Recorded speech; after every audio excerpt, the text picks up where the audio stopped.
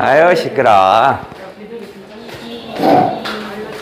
자, 오늘은 수특의 94고요. 간슬개 3-5의 33쪽을 한번 해볼게. 네, 33쪽.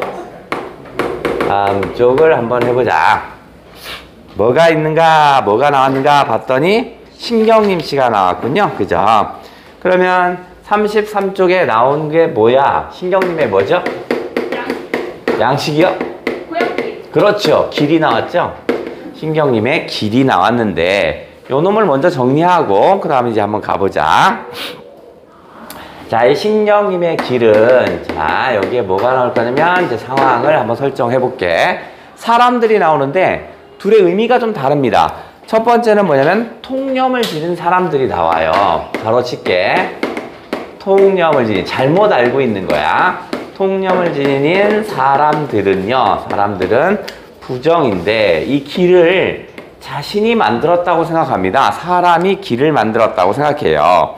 얘들은 뭐냐면 사람들이 길을 만들었다 생각합니다. 자기 스스로 사람들이 길을 만들었다고 생각합니다. 요걸 통해서 알 수 있는 건 어떤 거냐면 얘들은 어떤 거야? 아주 어리석고 아주 오만한 겁니다. 지들이 뭘 안다고 이런 거. 자, 이걸 통해서 어리석고 인간의 어떤 오만함이 드러나네. 그러나 이렇게 통념을 지닌 사람들만 세상에 있는 것이 아니라 진정한 의미를 아는 사람도 있어요. 진정한 의미를 아는 사람들도 있는데 그러면 얘네들은 이제 긍정이겠죠. 진정한 의미를 아는 사람들이니까 요 놈은 긍정입니다. 그럼 얘네들은 어떻게 생각하냐면 사람들이 길을 만들었다고 생각하지 않습니다. 사람이 만든 게 아니야.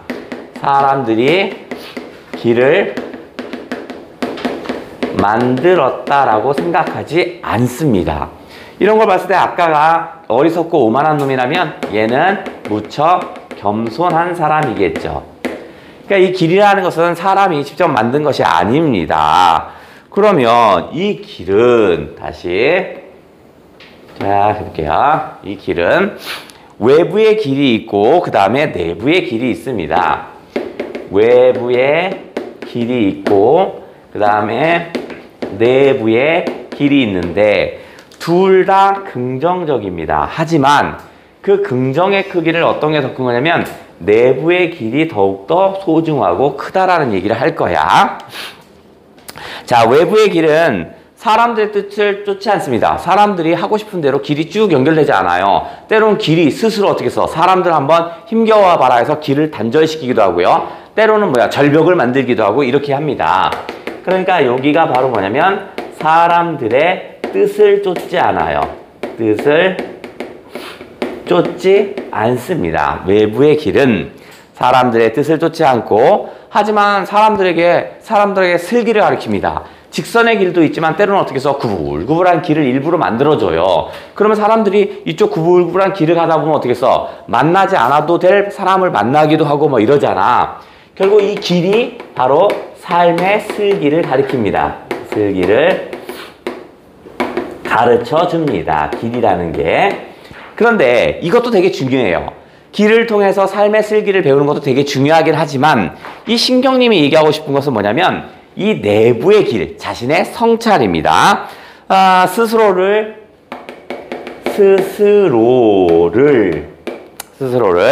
깊이 들여다보게 합니다. 깊이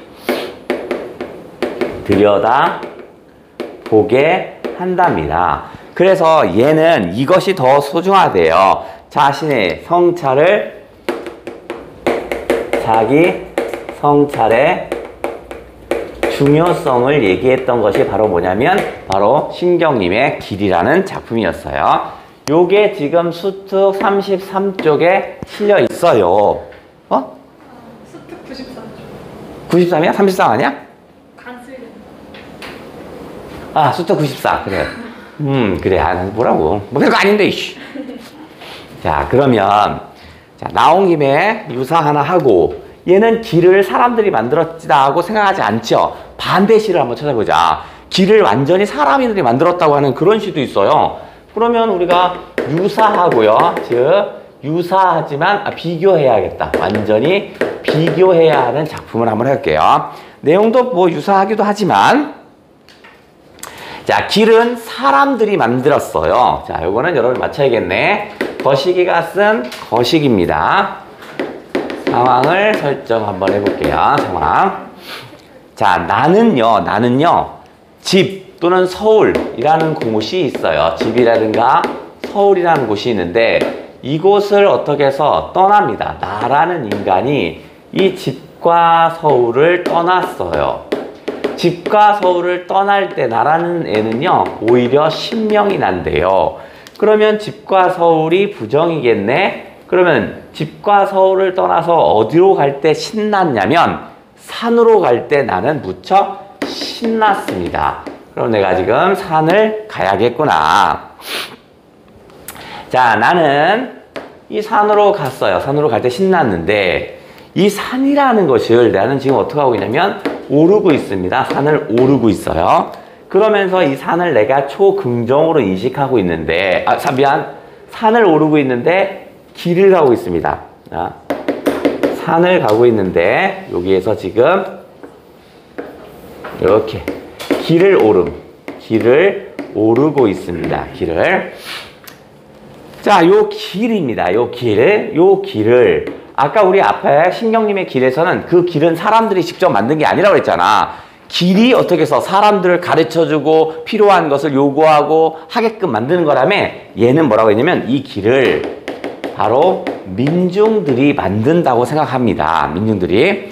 그러니까 A라는 사람이 여기를 어딘가 길을 걸어가요. 그럼 B라는 사람이 그 길을 똑같이 걸어가요. 수많이 반복하다 보면 그게 길이 생기는 거야.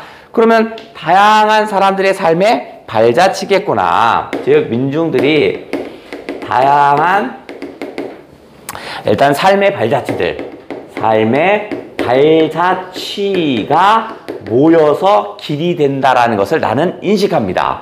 그래서 결국은 뭐냐면 이 길이라는 게 민중들이 다양한 삶의 발자취가 쌓이면 길이 되는 거고요. 그 길이 바로 뭐겠어? 그게 바로 우리가 생각하는 역사라는 얘기입니다. 그래서 나는 요걸 깨우쳤어요. 알았어요. 얘를 계속 처음부터 끝까지 나는 안다 계속 주장을 합니다. 그렇기 때문에 나는 또 하나 생각했습니다. 길이라는 것은 다양한 사람들의 삶의 발자취가 쌓이는 게 길이거든요.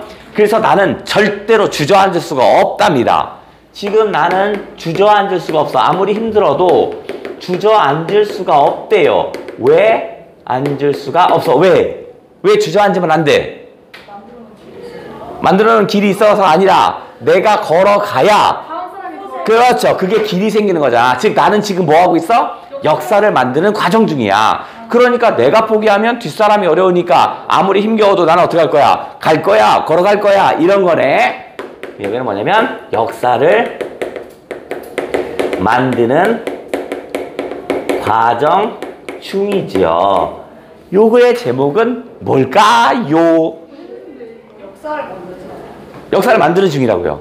뭐라고? 역사를 만드는 사람들이라고요? 아니, 제목. 깜짝 속을 뻔했네, 이씨.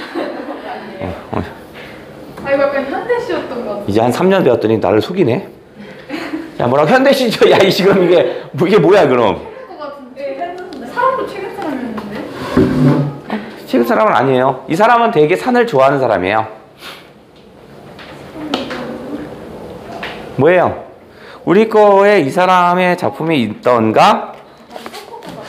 배웠는데. 얘께 있나? 우리 배웠나? 연계됐나? 있네요. 수특에 제 8강에 연결되어 있네요. 산은 알고 있다가 아니에요. 아니야. 그건 신석정 거고요. 아니야. 이거는 뭐냐면 우리가 술을 만드는 과정은 어떻게 한다고 그랬어?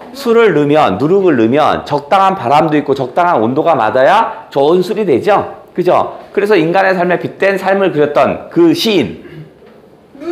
누룩, 이성부. 그렇죠. 이성부 겁니다. 그래, 잠깐 맞췄어요. 그럼 제목이 뭔데?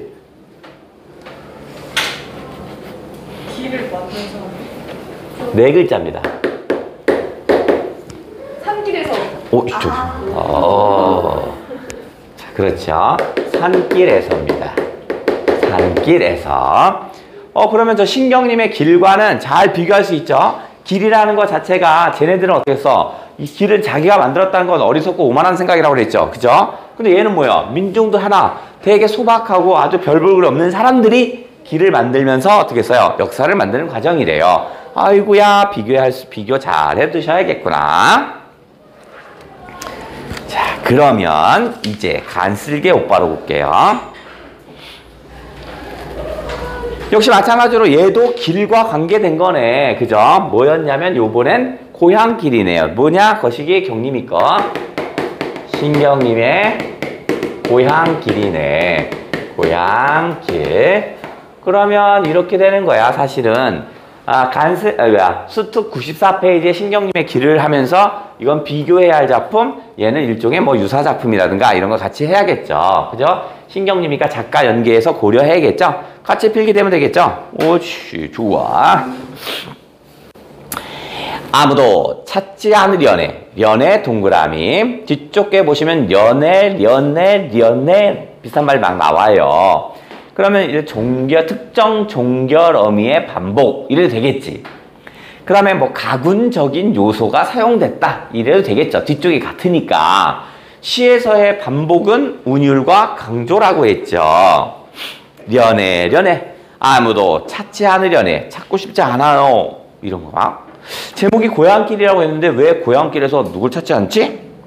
내가 살던 집 툇마루에 앉은다면 이거겠지? 가정이야.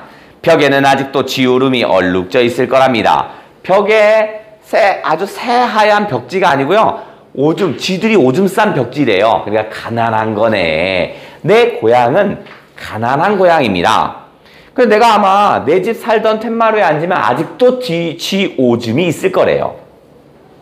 담 너머로 늙은 수유 나뭇잎이 날리거든 투레박으로 우물물 한 모금 떠마시고 가위소리 요란한 엿장수가 되어 가위소리 요란한 엿장수래요. 그러면 요란한 엿장수 한번 세모 땅 치고 요란하다고 그랬으니까 아마 허세가 쩌나보다 허세. 그죠? 내가 돈 벌러 가서 엄청 벌고 올 거야 뭐 이랬나 보죠. 내가 떠날 때 옛날에. 근데 엿장수는 어디서 여기저기 떠도는 거죠. 허세 잔뜩 있고 유랑하고 있는 난가 봐요. 나의 처지가 드러났네. 그러니까 요란한 엿장수는 나의 처지입니다. 난 어떤데? 허세 가득하고요. 그 다음에 유랑하고 있습니다.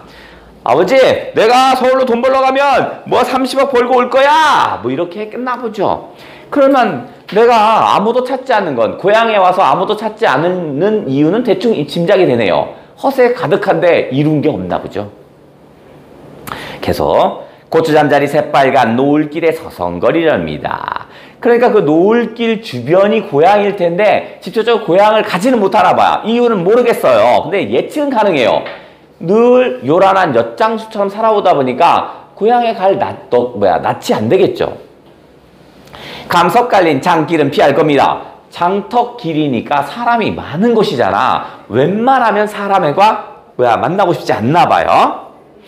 내 좋아하던 고무신집 딸아이가 숯을 끼고 앉았던 가게병도 피할 거랍니다. 첫사랑이 있는 곳인가 봐. 그곳도 가고 싶지 않나 봐요. 두엄더미 수북한 쇠전마당을, 쇠전 소시장, 금줄 찾는 허망한 금정꾼이 되어 허망한 금정꾼 다시 세모 쳐볼게요. 허망한 금정꾼이니까 아까 요란한 엿장수처럼 자신의 처지가 드러났습니다. 나는 뭐 하는 거야? 금정꾼이니까 금광 찾으러 다니나 보죠? 헛된 욕망에 쌓였었나 봐요. 나라는 인간은 요란한 엿장수를 봤을 때 허세 쩔고 유랑하고 있고요. 현재 허망한 금전꾼이 돼서 돌아다닌다고 그랬으니까 헛된 욕망이 쩔었나 봐요. 초저녁 하얀 달을 보며 걸을 겁니다. 초저녁 동그라미 쳐볼게요. 그 다음에 위쪽에 기역에서 두 줄 내려와서 노을길 동그라미 쳐볼게요. 노을길에서 초저녁으로 화살표 찍 내려볼게요. 노을이 있을 때가 한 5시 정도라고 친다면 초저녁은 한 7시, 8시일 거 아니냐? 아하, 이거 시간의 흐름이구나. 노을길에서 초저녁으로 화살표 찍. 그 다음에 맨 밑에서 두 번째 줄 박힌 별을 보며의 별 동그라미. 초저녁에서 별로 찍. 그럼 어떻게 했어? 시간의 흐름이죠. 노을길에서 초저녁으로 와서 초저녁에서 별. 노을이 한 5시 정도라면 초저녁은 7시. 별이 떠야 되니까 깜깜할 거니까 뭐 10시, 11시겠지. 다시 초저녁으로.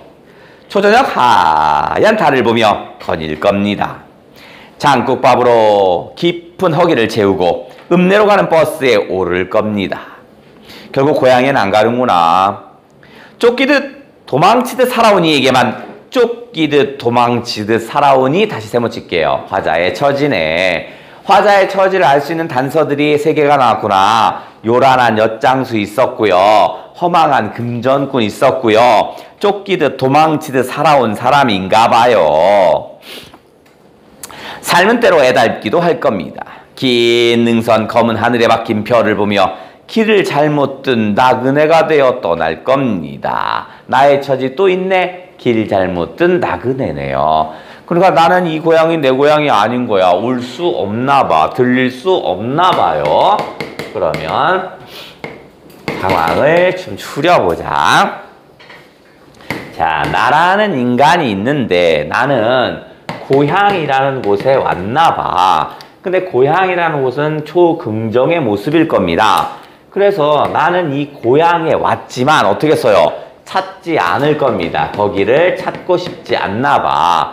때로는 그 고향의 그 가난하지만 추억들을 머릿속에 간직하고 싶은 거야. 근데 현재 내가 아무 대비 없이 가면 그 어린 시절의 추억이 사라져버리죠. 그러니까 가고 싶지 않은 겁니다. 그죠? 그다음 나름대로 어떻게 해서 서성거린다고 하는 걸 봤을 때는 되게 아쉬워하고 있나 봐요. 서성거리니까. 그 다음에 이런 것들 찾지 않으려는 건 뭐야? 추억을 간직하고 싶은 마음도 있을 것 같아요. 그죠? 자, 이런 것들은 다 일종의 추측입니다. 그죠? 직접적으로 그런 단어는 없으니까 가로를 칠게요. 자, 이런 상태에서 나라는 인간은 어떤 거냐면 늘 쫓기듯 살아옵니다. 그러면 쫓기듯 살아온 나니까 나라는 건 그리 행복한 상태가 아니니까 세모겠죠. 이것만 있는 게 아닙니다. 아까 엿장수, 요란한 엿장수 같은 삶을 살았고요. 그 다음에 금전꾼이 되어서 금전꾼 돌아다녔다고 그랬죠. 그죠? 이것도 다 나의 처지겠죠. 나의 처지. 그 다음에 또 뭐야? 길 잘못 든 뭐야? 나그네처럼 살아왔어요. 그러다 보니까 내가 어디야? 거기에 뭘 타고 장구방 깊이 허기 채우고 읍내로 가는 버스에 오른다고 그랬죠. 난 직접적으로 고향에 갈 수가 없어요. 그래서 어떻게 했어요? 버스를 타고 어디로 가고 있어? 읍내로 가고 있지요. 그런데 이 읍내라는 곳은요, 굳이 내 고향이 아닌 곳이니까 부정이죠. 계속 엿장수처럼 고향을 가운데 두고 또는 한 곳에 두고 계속 떠도나 봐요. 요 길은 고향을 바라보는 길은 그리움과 아쉬움의 길이라면 이 떠도는 이런 길은 어떤 힘겨움의 길이겠죠. 그죠? 그러니까 두 개가 공존해 있습니다. 고향길은 아쉬움과 그리움의 길이라면 일반적으로 떠도는 이런 길은 어떤 힘겨움의 길이겠죠. 같이 쭉 연결해주면 되겠다. 자, 그런가? 그러면 또 있을까 찾아보자. 요 길과 관련된 것들 도대체 또 있을까?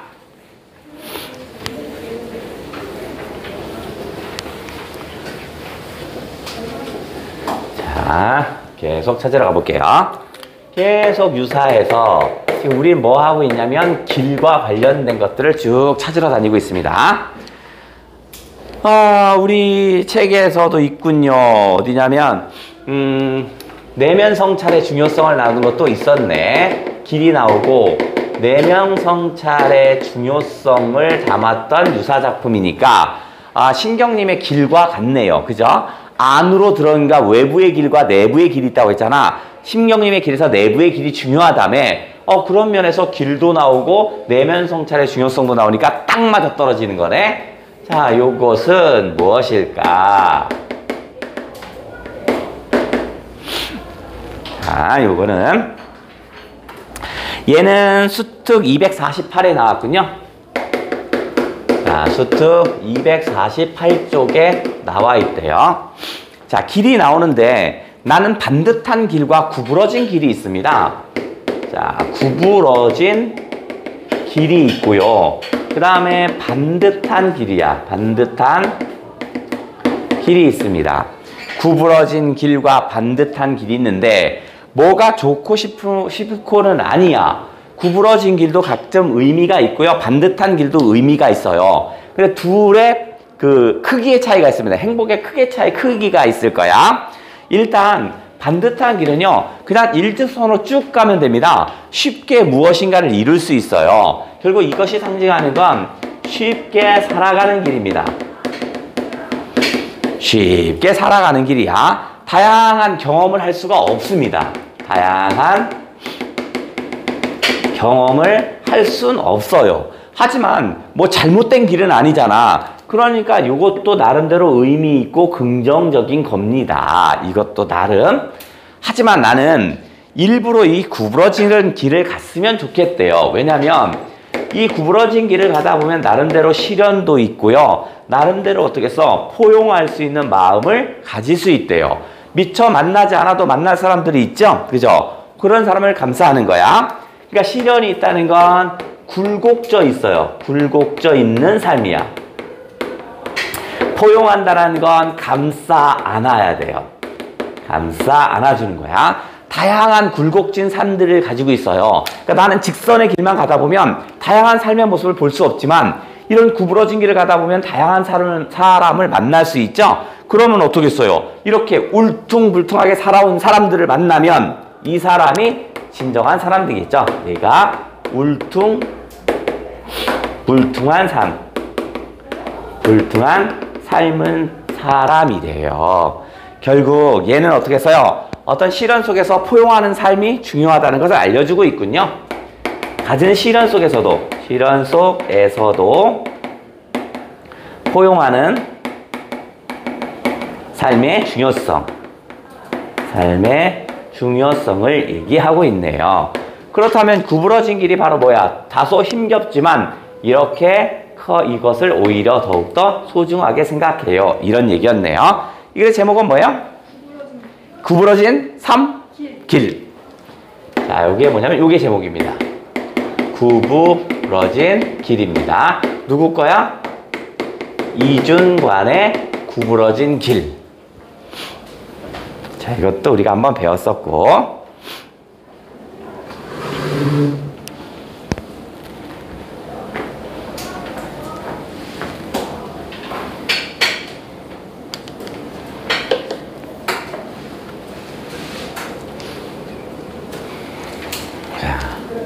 자, 수특 248은요, 갈래복합입니다. 갈래복합 4거든요. 근데 얘는 어떤 면에서 갈래복합이냐면, 내면 성찰의 중요성. 이게 갈래복합이었어요. 그러니까 시에서 내면 성찰의 중요성을 나온 이중간의 구부러진 길이 나왔고, 그 다음에 나온 김에 요것도 하나 더 해볼게요. 내면 성찰이 중요한 수필이 하나 실렸어. 내면 성찰의 중요성을 담은 시가 실렸고요. 갈래복합이니까 내면 성찰이 중요한 수필이 하나 실렸습니다. 자, 그놈은 거시기가 쓴 거시기인데 올해 이 작가는요 수능 특강에서 수필이 하나 실렸고요. 수능 완성에선 시가 하나 실렸어요. 이게 아주 이쪽 저쪽 다 나왔네. 자, 일단 나는 어디를 가냐면 인도 여행을 갑니다. 인도 여행을 갔더니 나는 누구를 좋아해요? 철학자 바슐라르라는 놈을 좋아해요. 바슐라르에 대해서 공감을 하고 있습니다. 얘는 프랑스의 철학자라고 한답니다. 근데 얘는 어떻게 하냐면 늘 고통과 외로움 속에서 살아갔대요. 그러니까 가진 시련들이 있는 거겠죠? 그러면 시련이 있으면 때로는 어떤 사람들은요 시련에 원망하고 울고 이런 사람도 있지만 얘는 항상 고통과 외로움이 있을 때마다 얘는 어떻게 한대요? 그죠? 자신을 성찰합니다. 자신을 성찰하면서 극복합니다. 자신을 성찰하며 극복하는 거야. 아, 그 모습이 나는 너무 멋져요. 그래서 나도 바슐라르 같은 사람이 돼야지 항상 그렇게 생각하고 있었습니다. 바슐라르는 자신을 성찰할 땐 꼭 어떻게 하냐면 작은 테이블 위에서 앉아서 성찰한대요. 이게 뭐였죠? 바로 자기 나름대로 존재의 테이블이라고 얘기했죠. 그러니까 얘는 작은 테이블을 지가 스스로 존재의 테이블이라고 칭했거든요. 그걸 앉아서 자신을 성찰해 왔습니다. 그래서 나는 인도 여행을 갔어요. 인도 여행을 갔더니 와, 바슐라르가 얘기한 적은 없지만 저게 바슐라르가 놓고 했던 책상 아닐까라고 생각을 합니다. 저거 발견. 그래서 어떻게 했어요? 저놈을 사지요. 샀을 때 무척 행복합니다. 나도 바슐라르가처럼 바슐라르가 쓰던 저 존재의 테이블을 샀구나 해서 나름대로 행복해요. 하지만 여행 첫날 밥상을 사면 어떻게 돼요? 계속 들고 다녀야 되죠? 그러니까 어떻게 했어? 아유, 나름대로 이제 고통스럽습니다. 요 지점은 뭐 나오진 않겠죠. 후회 보통 넘어가냐? 후회까지 하자. 내가 왜 첫날 사서 뭐 이런 정도 후회하고 있습니다. 그러니까 뭐 행복했지만 나름대로 후회했어. 여기는 인도 여행 중에 있었던 일입니다. 자, 그리고 나서 이제 서울로 돌아옵니다.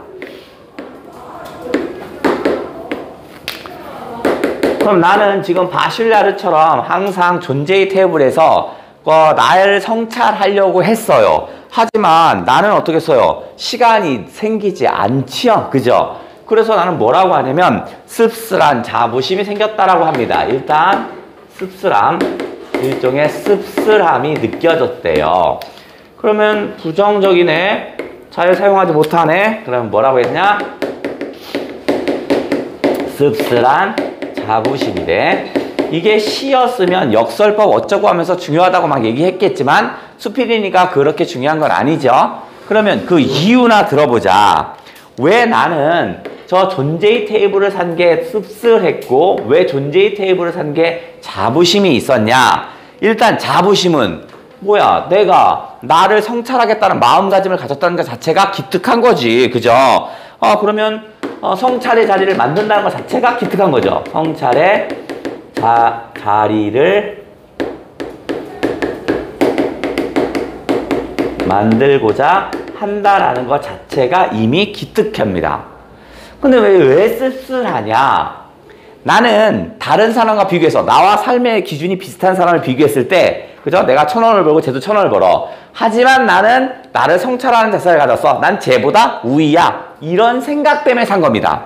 그러니까 오로지 나를 성찰하기 위해서 산 게 아니라 남보다 비교 우위에 있고 싶은 거야. 같은 돈을 번다면 나는 그래도 내가 쟤랑 똑같이 1,000원을 벌지만 나는 성찰하는 삶을 사는 사람이야. 도덕적으로 우위가 있어. 쟤보다 나는 나은 놈이야. 이런 식으로 산 겁니다.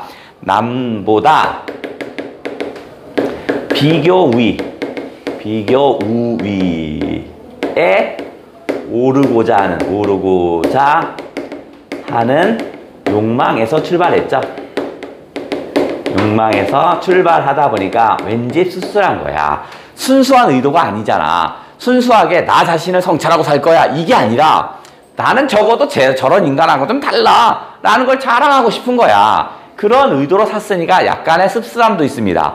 하지만 성찰하는 자리를 갖겠다는 마음가짐은 너무 칭찬해요. 그래서 나름대로 자부심을 가졌나 봐요. 시간이 너무 없어요. 나는 여잔데요. 아침같이 일어나서 애들 막 밥 먹여서 옷 입혀서 학교 보내고 그 다음에 나는 교수입니다. 학교에 가서 애들 가르치고 집에 오면 자식 오는 거 받아서 자식이 저녁밥 먹이고 저녁밥 먹였더니 남편 들어왔네. 남편 저녁밥 먹이고 그리고 나서 하루 자면 끝이야. 또 다음 아침날 일어나면 또 다시 출근해야 돼. 그러니까 뭐 존재의 테이블에 앉아서 뭐 할 수 있는 길이 아무것도 없습니다. 그런데 어느 순간에 내가 어떻게 했어? 그 존재의 테이블에 앉는 순간이 있었죠. 그죠? 그러면서 자신을 성찰하면서 깨달은 게 있습니다. 자, 존재의 테이블은 일종의 거울과 같답니다. 왜냐하면 나를 되돌아볼 수 있는 거죠. 나를 객관화할 수 있는 거잖아. 그런데 나를 객관화하는 이런 성찰의 과정을 걷다 보니까 때로는 고통스럽기도 하고요. 플러스 때로는 행복하기도 한답니다. 왜 고통스럽냐면 나를 객관화하면서 나의 잘못을 내 스스로 지적하는 거죠. 그러니까 얼마나 아프냐. 하지만 나를 객관화시키면서 좋은 사람으로 바뀌는 거잖아. 그런 면에서부터는 행복이 오겠군요. 그래서 1번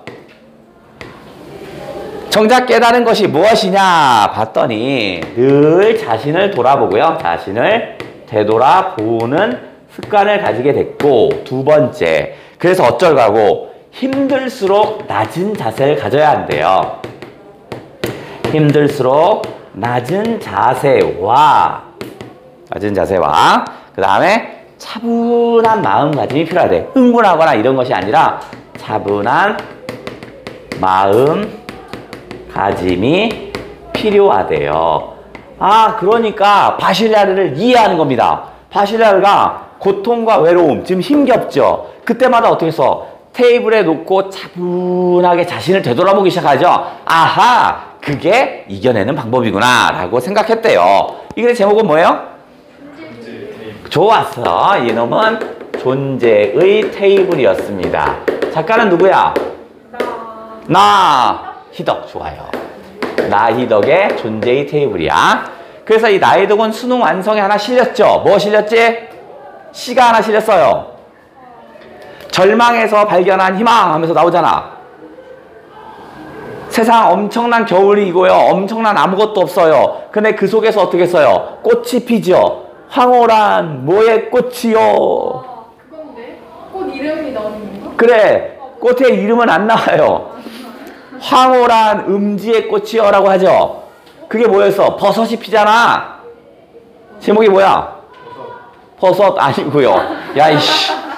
버섯 아니고. 뭐야? 네 글자. 이게 없나? 있잖아. 몇 강이 있어? 있네, 이씨. 실전 2강이 있네, 실전 2강. 버섯을 빗댄 말입니다, 버섯. 뒤진다, 이씨. 버섯을 빗댄 말. 네 글자. 뭐라고요? 벗어보자고요? 뭔 소리야, 이씨. 뭔 개소리야. 너나 해. 음지의 꽃이요. 음지에서 피는 꽃이 버섯이잖아. 음지꽃. 그래, 음지의 꽃이요. 나 진짜. 이런 거 있었어는 뭐지?